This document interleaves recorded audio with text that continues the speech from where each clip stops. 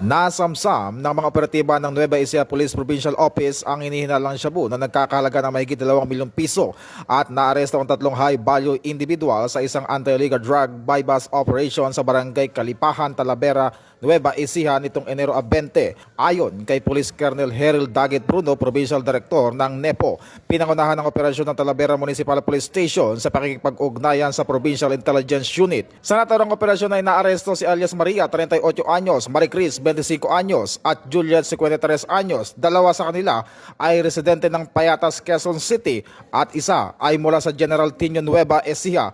Nagsimula ang operasyon matapos makipagtransaksyon ang isang police pusher buyer sa isa sa kanila. Na-recover mula sa mga sospek ang kabuang 8 plastic sachet ng shabu na bibigan at 300 gramo at tinatayang halaga na mahigit 2 milyong piso, kabilang ang mark money at budol money.